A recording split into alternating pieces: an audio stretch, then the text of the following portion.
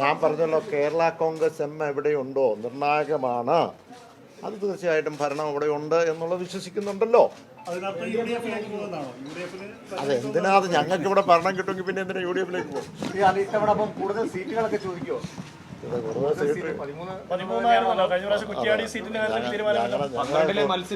അതെ, അപ്പോൾ കൂടുതൽ സീറ്റുകൾ എങ്ങനെയാണ്, എന്ത് വേണമെന്നൊക്കെ ഉള്ളത് ഞങ്ങൾ ഈ നാളത്തെ ചർച്ച ചെയ്യൂലോ, അതിനകത്ത് ഞങ്ങൾ ആലോചിക്കും.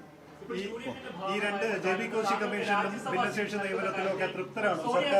സർക്കാർ ഇടപെടലിൽ തൃപ്തരാണോ? JB കോശി കമ്മീഷൻ റിപ്പോർട്ടിലും അല്ല, ആ റിപ്പോർട്ട്, ഈ പറഞ്ഞ റിപ്പോർട്ട് എടുത്തിട്ടുണ്ട്. നേരത്തെ ഇങ്ങനെയൊരു സംവിധാനമൊന്നും വന്നില്ലല്ലോ. ഇടതുപക്ഷമായിട്ടുള്ള പല കാര്യങ്ങളും, EWS 10% സംവരണത്തിൻ്റെ കാര്യത്തിൽ, വന്യമൃഗത്തിൻ്റെ ആ ഭേദഗതി ബില്ല് കേന്ദ്രത്തിൻ്റെതാണ്. പക്ഷേ നമുക്കത് എടുക്കാൻ കഴിഞ്ഞു, പട്ടയവുമായിട്ട് കൊടുക്കാൻ കഴിഞ്ഞു.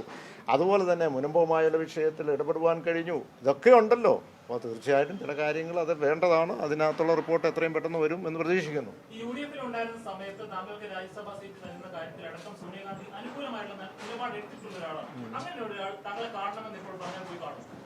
അങ്ങനെ ഒരാൾ എന്തിനാ ഈ പറയുന്ന ഞങ്ങളെ കാണണമെന്ന് പറഞ്ഞ് അതേതെങ്കിലും ഈ പറഞ്ഞ ദേശീയ തലത്തിലുള്ള ഒരു വിഷയമാണ് കാണും.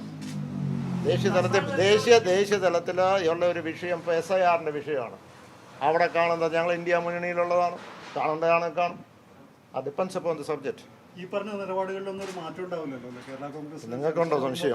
നിങ്ങൾക്ക് സംശയമുണ്ടോ? ഏഷ്യാനെറ്റിന് സംശയമുണ്ടോ? അല്ല, നിയമസഭാ തെരഞ്ഞെടുപ്പ് വരികയാണ്. സ്വാഭാവികമായിട്ട് ഇതിനിടയ്ക്ക് ഇങ്ങനൊരു ചർച്ചയൊന്നും ഉണ്ടാകത്തില്ല. നിങ്ങളുടെ ചർച്ച ഉണ്ടാക്കിയാൽ ചർച്ചയാവും, നിങ്ങളുടെ ചർച്ച ഉണ്ടാക്കിയാൽ ചർച്ചയാവില്ല. മാധ്യമയുടെ കയ്യിലല്ല ഇരിക്കുന്നത്. അതെ, അതുകൊണ്ട് എനിക്ക് അങ്ങനെ സന്തോഷമുണ്ട്. അല്ല, അത് മാധ്യമങ്ങൾ പറഞ്ഞു ഞാൻ എവിടെ മത്സരിക്കണം.